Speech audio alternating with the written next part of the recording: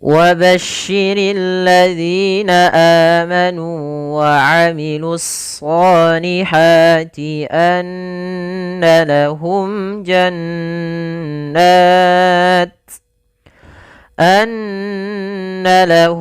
جنات تجري من تحتها الأنهار كلما رزقوا منها من ثمرة رزقا قالوا هذا الذي رزقنا من قبل وأتوا به متشابها ولهم فيها أزواج مطهرة وهم فيها خالدون.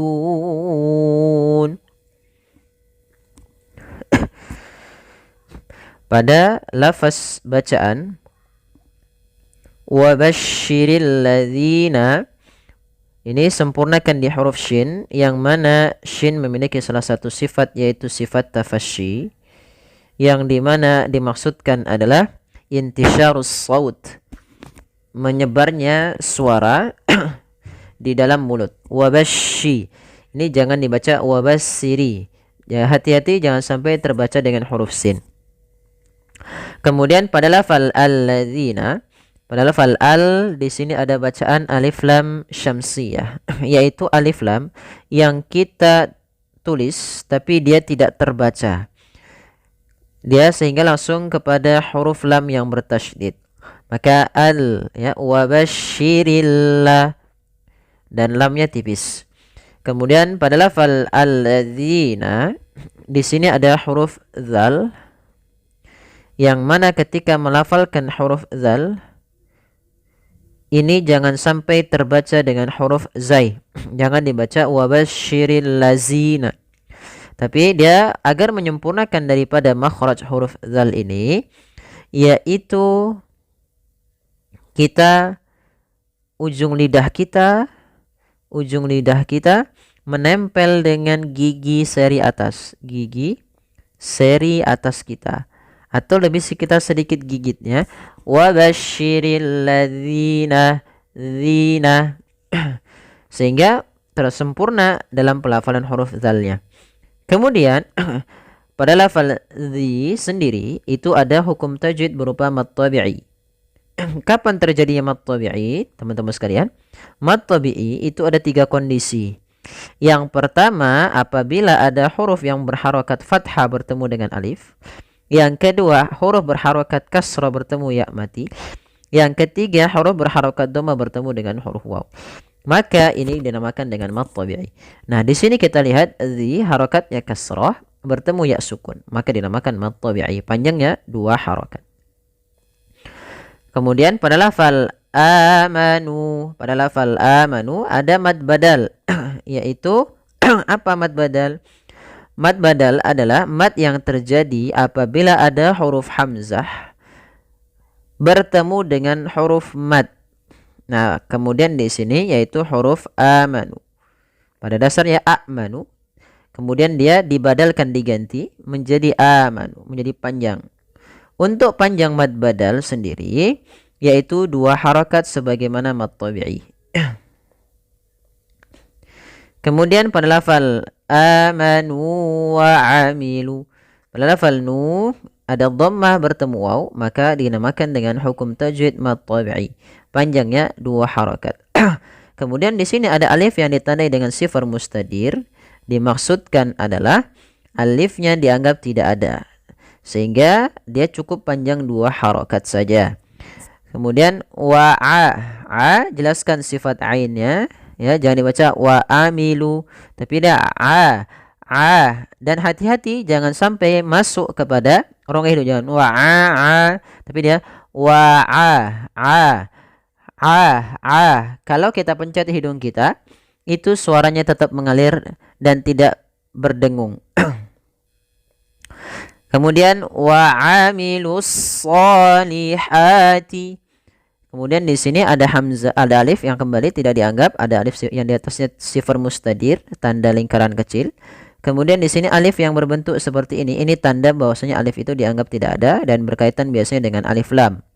Maka di sini ada wa'amilus shalihat, yaitu ada bacaan alif lam syamsiyah. Alif lam syamsiyah. Apa itu alif lam syamsiyah?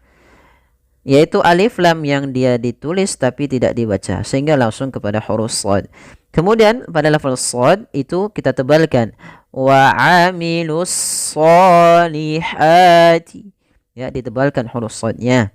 Kemudian pada lafal shad sendiri ada mad tabi'i ditandai dengan adanya fathah bertemu dengan alif, panjangnya 2 harakat. Kemudian pada lafal sholihati, lafal ha, ya, disempurnakan hanya, panjangnya 2 harokat, yaitu ditandai dengan adanya fathah bertemu dengan alif. Ketika ada fathah bertemu alif, maka panjangkan dia 2 harokat. Kemudian anna lahum jannat, pada bacaan anna ada hukum tajwid berupa bacaan gunnah. Apa itu gunnah? Maka teman-teman sekalian, gunnah yaitu terjadi ketika ada 2 huruf mim tasydid atau nun yang berharokat tasydid. Keduanya dinamakan dengan gunnah. Cara membacanya yaitu suara an-nya kita tahan. Annah baru dilepaskan sehingga dipanjangkan kadar 2 harokat lebih sedikit, dia kita lanjutkan anna lahum jannat. Kemudian pada lahum jannat ada huruf mim mati, maka ini berkaitan dengan hukum mim yang mati. Hukum mim mati itu ada 3. Nah, salah satunya adalah ikhfa. Nah, di sini bukan ikhfa syafawi. Maaf, kami salah dalam menulisnya. Di sini harusnya adalah izhar. Izhar syafawi. Ya, ini salah. Tidak dibaca dengan bacaan ikhfa syafawi, tapi izhar syafawi. Yaitu suara mimnya harus dibaca dengan jelas dan tidak boleh ditahan. Ditahan suara mimnya. Maka dia kita namakan dengan bacaan izhar syafawi. Suara mimnya harus dibaca dengan jelas dan tidak ditahan atau ditandai dengan gunnah.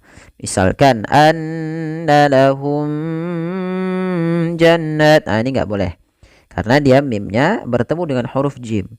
Izhar syafawi kapan terjadinya? Yaitu ketika ada huruf mim bertemu seluruh huruf hijaiyah. Huruf hijaiyah keseluruhan, huruf hijaiyah kecuali 2 huruf, yaitu mim dan ba, maka ia tidak dinamakan dengan izhar. Tapi selain daripada ini dinamakan dengan izhar syafawi. Kemudian pada lafal jannatin tajri. Pada lafal jannat kembali ada nun bertaharukat tasydid, maka dinamakan dengan bacaan gunnah. Cara membacanya menahan suara nunnya. Jannah. Nah, baru dibaca nanya. Pada lafal na ada hukum tajwid berupa mad tabi'i, adanya fathah bertemu dengan alif, panjang kadarnya 2 harokat. Kemudian pada lafal tinta ada kasratain bertemu dengan huruf ta. Maka apabila ada nun sukun atau tanwin bertemu dengan huruf yang 15, yaitu salah satunya huruf ta, maka ia dibaca dengan bacaan ikhfa. Ikhfa itu artinya samar, menyamarkan, atau mengartikan secara bahasa akhfa yukhfi, menyembunyikan. Atau secara istilahnya adalah membaca di antara bacaan izhar dan bacaan idgham. Kalau izhar jelas, apa yang dimaksudkan jelas adalah suara nun dan tanwinnya dibaca dengan jelas. Kalau idgham, suara nun tanwinnya hilang atau hilangnya dia nakis, tidak selalu hilang sempurna. Ya, misal. Maka di sini samarkan kepada makhraj daripada huruf ta. Ta makhrajnya adalah ujung lidah kita menempel dengan gusi atas atau di perbatasan antara gusi dengan gigi seri atas itu. Maka lafalnya adalah jannatin, tin bukan ting ta, tapi dia jannatin ta, tinta. Jadi menyamarkan kepada huruf ta. Kemudian pada lafal tajri ada huruf jim. Jim yang dia berharokat sukun. Jim ini makhrajnya dari tengah lidah kita. Dan jim ini memiliki sifat, salah satunya adalah sifat qalqalah. Artinya memantul, ittirab, getar. Maka memantulnya harus dipantulkan. Jangan sampai tidak memantul. Kesalahan yang terjadi yang pertama pada lafal huruf qalqalah ada tidak memantulkannya. Maka tajri, tajri. Nah, ini tidak memantul. Atau yang kedua, tajri, tajri. Nah, itu yang kedua, kesalahan kedua adalah menambahkan huruf hamzah pada huruf jim. Nah, kalau itu keduanya salah. Maka bagaimana yang benar adalah dia tidak menambahkan hamzah dan juga dia dipantulkan. Maka tajri, tajri. Nah, seperti saja. Mengalir pantulannya. Tajri, tajri, tajri. Nah, kemudian pada lafal ri ada mad tabi'i ditandai dengan kasrah bertemu dengan huruf ya. Maka untuk panjang ri sendiri 2 harokat. Kemudian min tahtihal anhar. Pada lafal minta di sini ada bacaan ikhfa. Ya, ada bacaan ikhfa yaitu ditandai dengan nun sukun. Nah, di sini ada ikhfa. Kami kurang menambahkan yaitu adanya nun sukun bertemu dengan huruf ta sebagaimana tadi kasratain bertemu huruf ta. Maka cara membacanya disamarkan kepada huruf ta-nya. Min tahtihal. Nah, seperti itu. Kemudian, di sini bukan ada mad tabi'i. Ini salah ya, editannya salah. Min tahtihal anhar. Kemudian pada lafal al-anhar di sini ada alif lam qamariyah. Yaitu alif lam yang kita tulis dan dibaca lamnya. Maka min tahtihal, karena pada huruf lam setelah huruf lam ada huruf hamzah yang dimana dia termasuk huruf qamariyah. Kemudian pelafal anharu di sini ada bacaan izhar halqi, yaitu adanya nun sukun bertemu dengan huruf ha, yaitu suara nunnya harus jelas, tidak boleh ditahan. Anhar tidak, tapi langsung saja anhar. Kemudian pada lafal har di sini ada, kalau kita waqaf ada bacaan namanya mad arid disukun. Karena kita waqaf. Di sini ada tanda waqaf berupa shad. Maka kalau kita waqaf, maka hanya menjadikan mad arid disukun. Yaitu apa mad arid disukun? Mad yang terjadi pada akhir bacaan kita disebabkan karena adanya sukun arid. Sukun asli itu berbeda dengan sukun arid. Sukun arid itu sukun yang muncul karena waqaf. Sedangkan sukun asli seperti anhar, ini nun asli yang dia sukunnya sukun asli. Dasarnya memang ada. Tapi kalau ru, ini kan asalnya al-anharu. Karena kita waqaf, ru-nya dimatikan menjadi ro yang disukunkan, anhar. Kemudian sebelum huruf yang dimatikan di akhir ada huruf mad. Maka bila kita mendapati dalam bentuk seperti ini, atau bisa kita sederhanakan istilahnya adalah apabila ada mad tabi'i di akhir bacaan, setelahnya ada huruf yang diwaqafkan, maka dinamakan dengan mad arid. Semoga ini membantu teman-teman ya. Maka seperti itu. Panjangnya berapa harokat? Boleh 2 harokat, boleh 4 harokat, boleh pula 6 harokat. Kemudian pada lafal kullama ruziqu minha, pada lafal ma kembali lagi ada mad tabi'i yaitu fathah bertemu dengan alif. Kemudian pada lafal ruziqu, sama kembali lagi di sini ada pada lafal ku ada mad tabi'i, dhammah bertemu waw.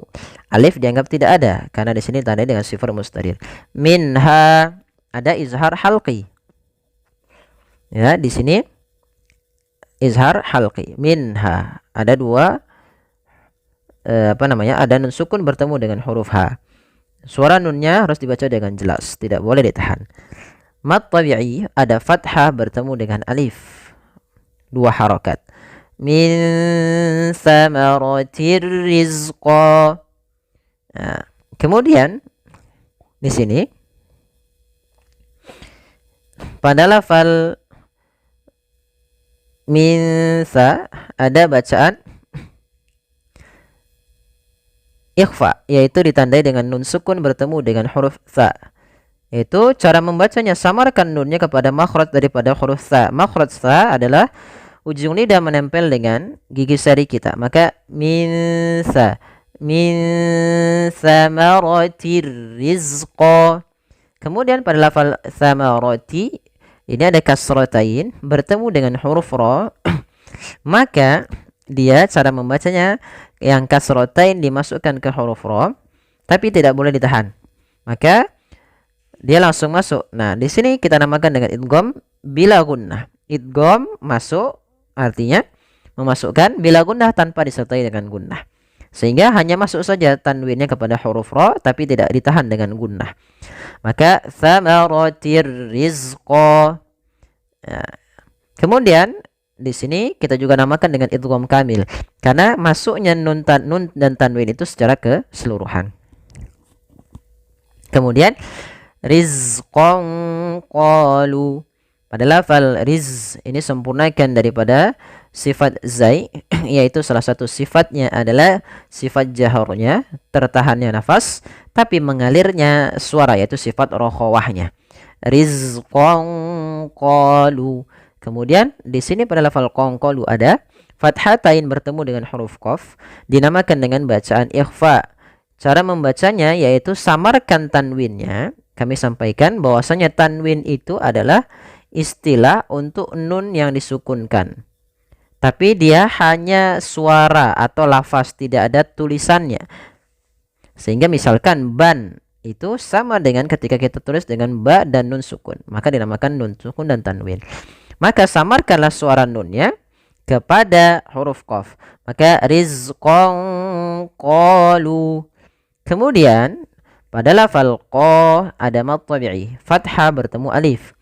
Lu ada dhammah bertemu waw, mad tabi'i. Ha mad tabi'i lagi, fathah bertemu alif. Hadzal ladzi ruziqna. Kemudian pada lafal dzalladzi ini ada huruf za, hati-hati jangan dibaca panjang, jangan hadzal. Meskipun di sini ada alif, akan tetap. Kenapa? Karena di sini setelahnya bertemu dengan alif lam syamsiyah sehingga langsung dimasukkan ke huruf tasydid. Kemudian hati-hati dalam melafalkan zal, jangan dibaca hazal lazi, diganti dengan huruf zai, nanti merubah makna. Agar menyempurnakan daripada makhraj huruf zal, agar kita letakkan ujung lidah kita di gigi sari atas sehingga terbunyi dengan za yang sempurna makhraj dan sifatnya. Hadzal ladzi ruziqna. Dzi sama, hati-hati. Kemudian di sini ada mad tabi'i kasrah bertemu dengan ya sukun. Panjangnya dua harakat. Ruziqna. Kemudian pada lafal qaf ada bacaan qalqalah. Yaitu suara qafnya dipantulkan. Kesalahan yang terjadi adalah dia tidak memantulkan. Misal ruzikna, ini tidak memantulkan. Harusnya ruziqna. Kemudian kesalahan yang kedua, yang pertama tadi ya tidak memantulkan, yang kedua ditambah hamzah ruziqna, qna. Itu ada tambahan hamzah mati. Harusnya tidak ada. Kemudian pada lafal na ada mad tabi'i, panjangnya dua harakat. Kemudian min qablu. Pada lafal min qablu ada nun sukun bertemu qaf, maka dinamakan dengan bacaan ikhfa. Huruf ikhfa ada 15, terkumpul dalam lafal sif dha sana kam jada syakhsun qad sama dun tayyiban fi zidatuqan dha' zalima. Itu ada 15. Kalau diurutkan ta sa jim dal sampai fa qaf kaf. Kemudian pada lafal min qabl ada qalqalah. Kalau kita waqaf maka lamnya dibaca min qabl. Kalau dilanjutkan min qablu wa utu. Nah, pada lafal qalqalah sama seperti huruf qaf, jangan sampai menambahkan alif atau tidak terpantulkan. Itu kesalahan yang sering terjadi. Kemudian wa utu bihi, pada lafal tu ada mad tabi'i, yaitu ditandai dengan dhamma bertemu waw. Kemudian pada lafal bihi mutasyabiha, pada lafal bihi ada hak dhamir. Maka ini kita baca dengan bacaan mad silah qasirah. Panjangnya 2 harakat ditandai dengan tanda seperti ini. Kemudian pada lafal pada lafal sya ada mad tabi'i fathah bertemu alif. Kalau kita waqaf pada lafal mutasyabiha, di sini ada fathatain bertemu alif di akhir bacaan, maka dinamakan dengan mad iwad. Mad iwad. Sementara kalau dia baca ada tak marbutah, dia fathatain, maka dia nanti cara waqafnya bukan dipanjangkan. Misalnya syajarata, enggak, tapi dia dimatikan dengan huruf hak dhamir karena kaidahnya seperti itu di dalam bahasa Arab. Ya. Kita ulang kembali. Di sini kita namakan dengan bacaan mad iwad. Mad iwad. Kemudian kita lanjutkan. Bila kita bersambung mutasyabiha wa, maka berubah menjadi hukum tajwid berupa idgham bi gunnah. Idgham disertai dengan gunnah, maka masukkan tanwin pada huruf ha, masuk kepada huruf waw dan ditahan suara wawnya. Mutasyabiha walahum, seperti itu. Kemudian pada lafal hum fiha walahum fiha ada kembali ini salah penulisan lagi. Bukan ikhfa syafawi, tapi dia izhar syafawi. Itu izhar jelas, syafawi berkaitan dengan bibir kita karena makhraj huruf mim. Maka di sini berkaitan dengan hukum mim mati, yaitu dengan bacaan jelas. Ya. Mimnya tidak boleh ditahan. Kemudian fiha, pada lafal fi di sini ada kasrah bertemu dengan ya sukun, maka dinamakan dengan mad tabi'i, panjangnya 2 harakat. Kemudian pelafal ha azwajum, pada lafal ha bertemu dengan hamzah, maka ini kita namakan dengan mad jaiz munfasil.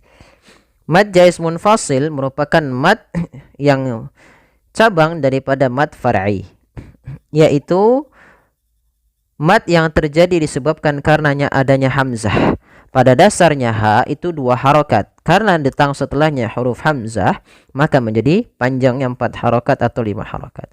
Maka mad jaiz munfasil terjadi apabila ada mad tabi'i bertemu dengan huruf hamzah dan hamzah tersebut di lain kata, maka ia kita namakan dengan mad jaiz munfasil yang kita panjangkan 4 harakat atau 5 harakat. Tapi banyakkan yang kita pakai adalah 4 harakat. Meskipun 5 harakat juga kuat, 4 harakat kuat, 5 harakat kuat. Maka walahum fiha az. Kemudian pelafal zai, ya, sempurnakan azwa. Az. Kemudian pelafal wa ada mad tabi'i. Panjangnya 2 harakat. Kemudian azwajum mutahharah, yaitu berlafal jum ada bacaan idgham bi gunnah, yaitu idgham kembali, itu masukkan tanwinnya ke huruf mim, suara nunnya hilang, maka jadi suara n-nya hilang. Awalnya azwajun ketemu dengan mim, masuk mim, maka berubah menjadi suara mim. Azwajum mutahharah. Kalau kita waqaf tadi kaidahnya setiap tak marbutah di akhir waqaf dirubah menjadi hak yang disukunkan, maka mutahharah. Akan tetapi bila kita lanjut, maka ya kita masukkan kembali dalam bacaan hukum idgham bi gunnah karena ada dhammatain bertemu dengan waw, yang mana waw termasuk daripada huruf idgham bi gunnah. Cara membacanya, masukkan tanwinnya ke waw, mutahharatu wa. Langkah kedua ditahan gunnahnya, wahum. Di sini kembali salah penulisan, bukan ikhfa syafawi tapi izhar syafawi. Jelas suara mimnya dan tidak boleh ditahan. Wahum fiha, ya, tidak boleh saktah juga. Misal wahum fiha, enggak, tapi dia langsung aja wa hum fiha. Kemudian pada lafal fiha kha, ketiga-tiganya ada mad tabi'i. Yang pertama fi adanya ya sukun didahului dengan kasrah. Pada lafal ha ada alif didahului dengan fathah. Kha ada alif didahului dengan fathah. Maka ketiga-tiganya mad tabi'i panjang 2 harakat, maka ketiganya harus sama. Kemudian pada lafal khalidun, pada lafal dun ada mad arid disukun. Mad arid sudah kami jelaskan pada lafal al-anhar, yaitu adanya mad tabi'i bertemu huruf yang diwakafkan menjadi huruf sukun di akhir bacaan. Atau apabila ada huruf yang disukunkan di akhir bacaan yang awalnya berharokat, sebelumnya ada huruf mad, maka ia dinamakan dengan mad arid disukun. Panjangnya berapa harokat? Boleh 2 harokat, boleh 4 harokat, dan boleh pula 6 harokat. Misalkan khalidun 2, khalidun 4, khalidun 6 harokat. Kita coba ulang membaca dari awal ayat sampai akhir. وَبَشِّرِ الَّذِينَ آمَنُوا وَعَمِلُوا الصَّالِحَاتِ أَنَّ لَهُمْ جَنَّاتٍ تَجْرِي مِنْ تَحْتِهَا الْأَنْهَارُ كُلَّمَا رُزِقُوا مِنْهَا مِنْ ثَمَرَةٍ رِزْقًا قالوا هذا الذي رزقنا من قبل وأتوا به متشابها ولهم فيها أزواج مطهرة وهم فيها خالدون. Ya, sadaqallahul azim. Semoga yang sedikit ini bermanfaat. Jazakumullahu khairan. Mari kita tutup. Subhanakallahumma wa bihamdika asyhadu an la ilaha illa anta astaghfiruka wa atubu ilaik. Ya, kurang lebihnya mohon maaf. Wabillahi taufiq wal hidayah. Wassalamualaikum warahmatullahi wabarakatuh.